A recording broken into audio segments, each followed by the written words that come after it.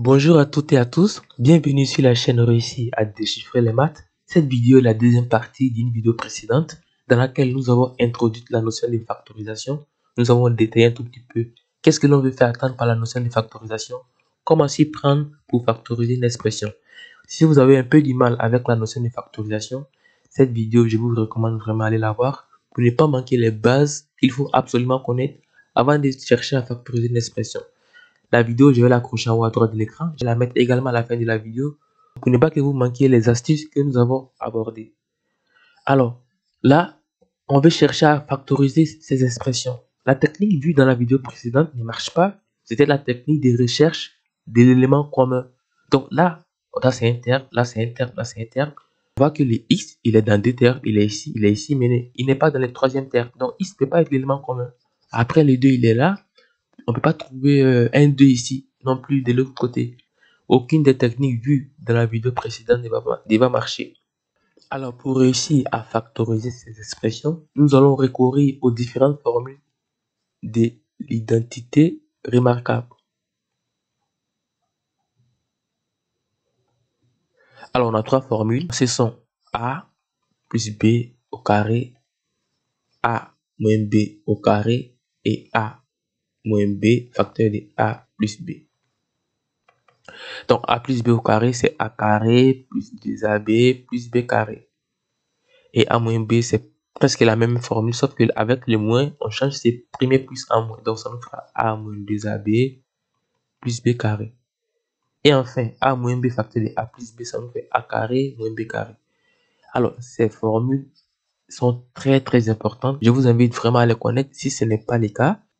Parce que nous pouvons développer une expression à travers ces formules, mais aussi factoriser. Je rappelle que développer une expression, c'est juste enlever dans la parenthèse. D'accord? Développer une expression, c'est de faire disparaître les parenthèses. Et factoriser une expression, c'est de créer des parenthèses, de ramener des parenthèses. Donc, si on part de là et qu'on trouve ça, on dit qu'on a développé. Parce que là, il y avait des parenthèses, on les a plus. En revanche, on peut partir de là.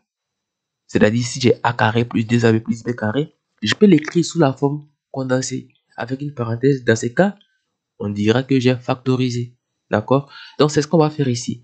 Donc, pour factoriser ces expressions, on va les écrire sous la forme où il n'y a pas de parenthèse là. Et lorsqu'on a ces formes, bah, ça veut dire qu'on peut l'écrire sous la forme condensée avec une parenthèse. Comme ça, on aura créé des parenthèses. On aura donc factorisé l'expression. Alors, x carré plus 2a plus 2x plus 1. Est-ce que ça ressemble à a carré plus 2ab plus b carré? Un tout petit peu, n'est-ce pas? Là, on a un plus. Bah, là, on a un plus.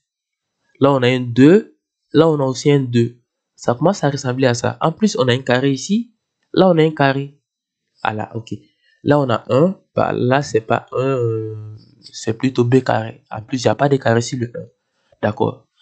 L'idée est que très souvent, c'est vous qui allez ramener à cette forme, en fait, avant d'écrire sous la forme factorisée. Je vais dire quoi? On sait que les a carré, c'est les x carré. Les a, il est remplacé par x. Donc, on sait que les a, il est x carré déjà. Mais un plus. Ce qui est au milieu, je m'en occupe pas pour l'instant. Parce que je vais vous dire pourquoi après. On va continuer pour l'instant. On va essayer de trouver les b. On dit il faut un b carré ici. Notre b, c'est 1. Enfin, pas notre b, mais l'expression qui est à la place de b carré, c'est 1. On va essayer de trouver un nombre au carré qui vaut 1. Comme ça, on aura a carré, on aura b carré. Quel nombre au carré égale à 1? C'est-à-dire quel nombre fois lui-même donne 1? C'est 1 lui-même. Donc, 1 égale à 1 au carré. Donc, j'ai a, j'ai b. La formule nous dit quoi? J'ai fait 2 fois a. A, c'est x, hein, c'est pas x carré, d'accord? 2 fois x fois 1. Est-ce que si je regarde cette expression, elle est bien égale à celle-là? J'ai x carré, ça fait x carré. Est-ce que si je fais 2 fois x fois 1, je tombe sur 2x? Oui, parce que 2 fois x fois 1, ça fait 2x. Après, plus 1 au carré, ça fait 1. Donc, je viens d'écrire l'expression sous la forme a carré plus 2ab plus b carré. Ça veut dire que je peux factoriser. C'est-à-dire, je peux mettre une parenthèse, puis les a qui est là, je vais mettre dans la parenthèse là, et le b qui est là, je vais les mettre dans la parenthèse. Donc, ça va me faire. Mon a, c'est x. Mon b, c'est 1. Bon, j'ai un plus, parce que j'ai un plus là. Et là, je viens le factoriser. L'idée, c'est ça. Il faut vraiment écrire sous la forme a carré plus 2 fois a fois b plus b carré. Et il faut d'abord trouver ton a et ton b. Je vais vous inviter à trouver les a et les b ici avant de continuer. Je vous laisse deviner d'abord. Les a ici vaut combien? C'est quel nombre au carré égale à 4x carré? Je rappelle que a x carré, c'est pas la même chose que a x carré. Parce que ça, c'est a carré x carré. Donc, si je mets un carré ici, en fait, le carré, il appartient qu'à x. Il n'appartient pas à a. D'accord? Donc, il y a un petit piège ici. Quel nombre au carré égale à 4x carré? C'est-à-dire, quel nombre au carré égale à 4? C'est 2. Quel nombre au carré égale à x? C'est x. Donc, je fais ça à la place de a.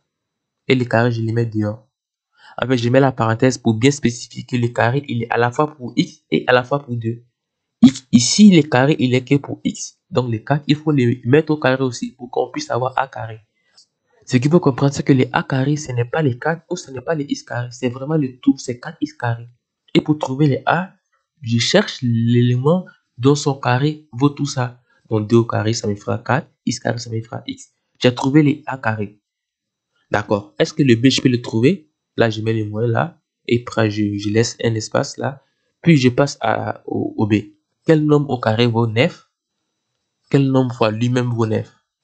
C'est 3. N'est-ce pas? Donc là, j'ai A, là, j'ai B. Après, je vais vérifier. Je dois faire 2 fois CA fois CB. Donc, je fais 2 fois ce qui est là, qui est D10, fois C3. Alors, je ne prends pas son carré. Hein. C'est 2 fois A fois B. 2 fois A fois B. Donc là, j'ai D10 carré qui me fait 4x carré, moins 2 fois D10. 2 fois D10, ça fait 4x. 4x fois 3, ça fait 12x, avec le moins, bien sûr. Et 3 carré, ça me fait 9. Et on vient d'écrire l'expression sous la forme a carré moins 2ab plus b carré. Et donc, on a gagné puisqu'on cherche à factoriser. La factorisation nous dit donc, on peut l'écrire sous la forme a moins b, l'état au carré. Là, on a a. Là, on a b. Et ce qui est au milieu, c'est juste pour vérifier. Parce que si j'ai autre nombre, autre que 12, ça veut dire que ça ne marche pas. Il faut que j'obtienne forcément, lorsque j'ai fait le produit, il faut que j'obtienne forcément le nombre qui est ici. Donc, je dois prendre soin de prendre mon a et les b. D'accord? Donc, on va l'écrire sous la forme condensée a moins b. Les a, c'est D10. Sans les carrés, les b, c'est 3. Donc, ça me fait D10, le moins 3 et le tout carré. Là, je viens de factoriser mon expression à travers cette formule. Alors, pour la troisième, nous allons appliquer cette formule. Elle nous dit quoi? Lorsqu'on a un nombre au carré moins un autre nombre au carré, alors on peut l'écrire sous la forme a moins b, a plus b. Il faut que les a soient au carré, les b soient au carré. Vous distinguez déjà quelque chose puisque là, on n'a que deux éléments. Enfin, on a deux termes, x carré et 25. Alors que pour les autres, on en a 3. 1, 2, 3, 1, 2, 3. Donc, il faut bien distinguer les trois formules. Pour la dernière, elle est beaucoup plus simple à remarquer et à connaître. Donc, il faut qu'on ait un carré de part et d'autre, séparé d'un signe moins. Donc là, on a un carré qui est x. Là, les 25, il n'est pas au carré, mais on peut les transformer en un nombre au carré. Quel nombre au carré vaut 25? Autrement dit, quel nombre fois lui-même vaut 25? C'est 5. 5 fois 5, ça fait 25. Donc, j'ai transformé mon 25 en 5. Puis, qu'est-ce que je vais faire? La formule dit, lorsque j'ai un nombre au carré moins un autre nombre au carré, alors je peux les mettre dans la parenthèse de cette manière. Mon a ici, il vaut x. Mon b, il vaut 5. Donc, par application, ça me fera x moins 5 facteur de x plus 5. Vous voyez que là, je ne mets plus les carrés dans la parenthèse. Donc, attention à ne pas écrire les carrés avec les parenthèses. C'est vraiment les nombres sans les carrés qu'il faut prendre. L'idée, c'est d'écrire avec les carrés, mais dans la parenthèse, on va l'écrire sans les carrés. Alors, pour la quatrième, elle ressemble beaucoup à la deuxième. Voilà, un peu les mêmes trucs. Je vous invite à mettre la vidéo en pause à ce stade afin d'appliquer ce que vous aurez compris pour la deuxième. Donc là, pareil, on va trouver un nombre dont son carré vaut 25x au carré. Là, vous voyez ce qu'on a fait, hein? Les 4, on a trouvé un élément qui vaut, enfin, on a trouvé un élément dont son carré vaut 4, accompagné de x. Quel nombre au carré vaut 25? Comme tout à l'heure, c'est 5. Donc, on va écrire une parenthèse là, on aura 5x. Avec la parenthèse dehors. Pourquoi je mets parenthèse là d'ailleurs, alors que là, je n'en ai pas mis? Parce qu'en fait, les x, il est accompagné d'un nombre, d'un chiffre, ou d'un nombre. D'accord? Vous voyez que là, on n'avait rien devant les x. Exceptionnellement, j'ai pas mis de parenthèses. Alors que là, on a un 5. Donc, si je... Alors, les 40, je laisse. Puis, je passe quel nombre au carré vaut 100? Quel nombre fois lui-même vaut 100? Clairement, c'est 10. Donc, je fais 10 au carré à la place de 100. Donc, j'ai mon A, j'ai mon B. Alors, au milieu, je vais faire le 2. Alors, ce 2, c'est de la formule, il est 2 fois. Le 2, il est toujours là. Donc, il faut faire 2 fois c'est A fois c'est B. Je fais 2 fois 5x fois 10.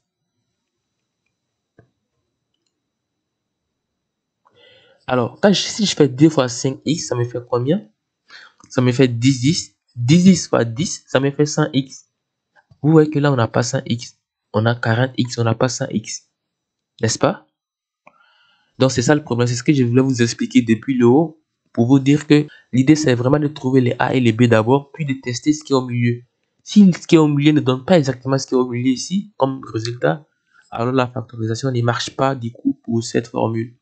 Là, on doit avoir 100x à la place de 40. Ça veut dire que cette technique ne marche pas. Puisque là, on a 100x, alors que là, on a 40x. Il faut que les nombres soient égaux.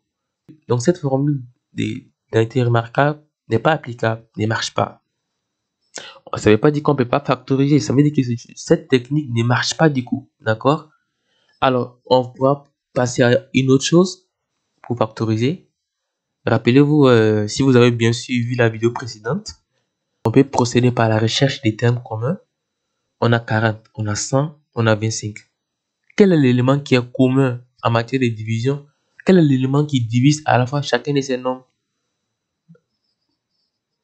Je vous laisse deviner. Autrement dit, on va trouver un élément qui divise à la fois 25, 40 et 100. Mais avant même d'analyser les choses, on voit bien que les 5 divisent chacun de ces nombres, puisque chacun de ces nombres sont terminés par soit 0, soit par 5. Chacun de ces nombres est divisible par 5. Donc, on pourra écrire D sous la forme 25, on va casser en 5. On va casser 25 pour faire sortir les 5. Donc, on aura 5 par 5x carré. Moins 40, on va casser 40 pour faire sortir les 5. Pour 40, c'est 5 fois 8. Donc, après, on a un x. Plus les 100. 5 fois combien ça fait 100? C'est 5 fois 20. D'accord? Donc, on a 5, 5, 5. C'est ce que nous avons vu exactement dans la vidéo précédente. Les 5, c'est un facteur commun. Donc, on va l'écrire devant la parenthèse de cette manière. Puis, les autres éléments, nous allons les écrire dans la parenthèse. Donc, les 5, je l'ai pris. Là, il me reste 5x carré. Je mets 5x carré. Moins, là, il me reste 8x. Et là, il va me rester plus 20. Donc, je viens de factoriser différemment par rapport à la technique que nous avons vue tout à l'heure. Alors, pour finir, nous allons appliquer la technique A carré moins B carré une dernière fois avec cette formule. Alors, les x, il est au carré déjà. Les 36, il n'est pas au carré. Il faut trouver un nombre au carré qui vaut 36. Quel nombre fois lui-même ou quel chiffre fois lui-même vaut 36? C'est 6. Donc, 6 carré, ça fait 36. Là, on aura juste x carré. Donc, on a A carré moins B carré. A carré moins B carré, la formule nous dit que pour factoriser, ça va faire A moins B, A plus B. Les A, c'est 6. Les B, c'est x. Donc, j'ai 6 moins x, facteur de 6 plus x. Alors, cette vidéo touche à sa fin. Je vais afficher à l'écran l'ensemble des playlists qui contiennent toutes les vidéos sur la factorisation. Je vous invite à vous abonner si ce n'est pas encore fait pour ne rien manquer de nos prochaines publications. À laisser un pouce bleu si vous avez aimé la vidéo. Et on se dit à la prochaine vidéo.